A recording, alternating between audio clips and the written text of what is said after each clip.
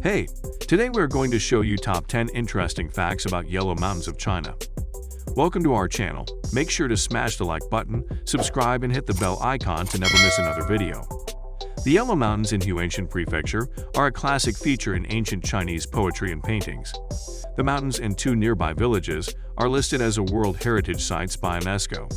Of all the mountains in the world, why have the Yellow Mountains become such a popular place for many travelers? Here we have summarized 10 interesting facts you should know about this mysterious and charming place. Number 1. Huangshan City and the Yellow Mountains share the same name in Chinese. Generally, Huangshan means the city or prefecture of Huangshan, and the scenic area that includes the Yellow Mountains is called Huangshan Scenic Area. If you are traveling to Huangshan City or the Yellow Mountains, make sure you use the right names. Number 2. You don't need to visit other mountains after visiting the Yellow Mountains. The stunning scenery of the Yellow Mountains has been attracting travelers for thousands of years. One of the travelers was Zhu Ziyang, a Chinese geologist and literateur who lived about 400 years ago.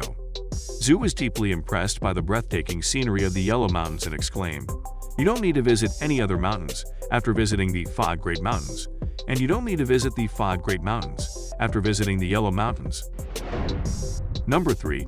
You can't witness all the beauty of the Yellow Mountains in just one visit. As we know that the Yellow Mountains are not named after their color, then what color are they? This is not an easy question to answer as the mountains look different in different seasons and weathers and times of day.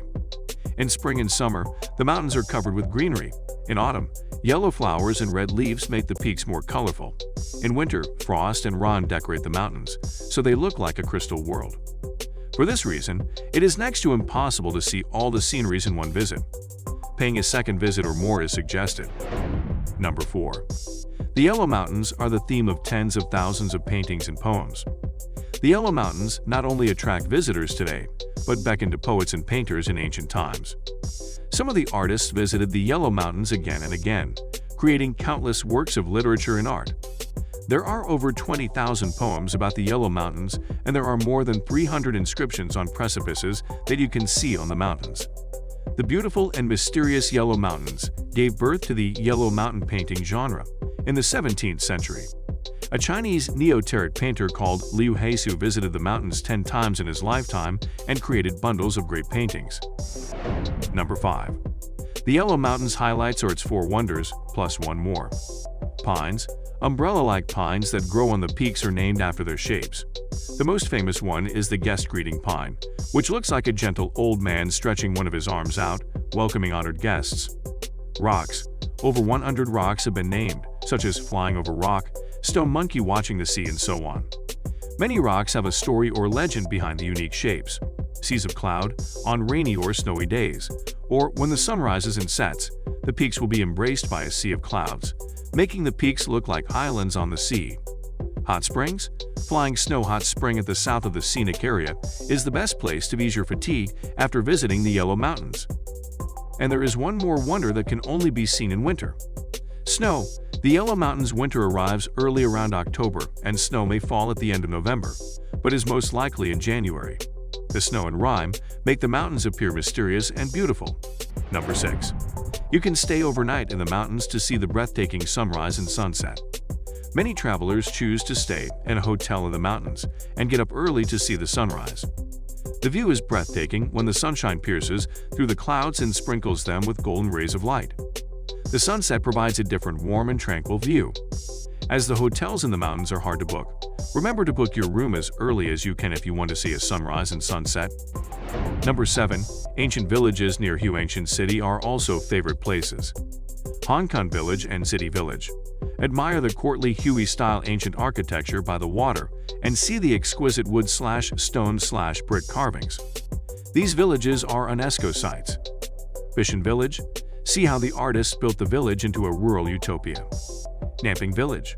Visit some of the best ancestral halls in China and enjoy cycling in the countryside. Number 8. Huangshan is now connected by international airlines and high-speed trains. Many mountainous regions have limited transportation, but Huangshan is an exception. At present, Huangshan has an international airport with an airline connecting Seoul in Korea, as well as over 20 domestic airlines connecting major cities in China. Another option is to travel on the high-speed trains. From Shanghai, it takes less than 3 hours to reach Huangshan.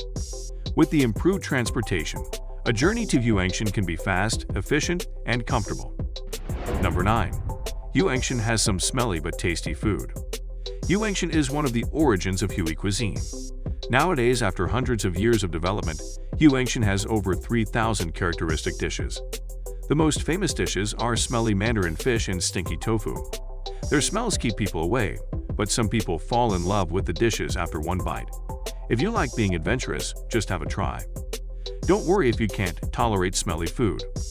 Hui cuisine provides numerous dishes with an appetizing smell, attractive appearance, and mouthwatering taste, such as pork bone soup, roast duck, and steamed chicken. Number 10. The Yellow Mountains didn't get their name because of having a yellow color. The mountain range had the name Yishan long ago, which means the Black Mountains, though the rocks aren't black either.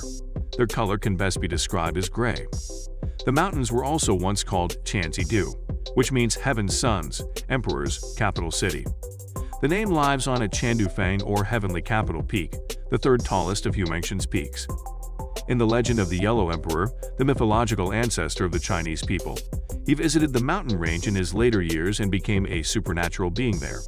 In 747, the Emperor of China renamed the mountain range to the Yellow Mountains.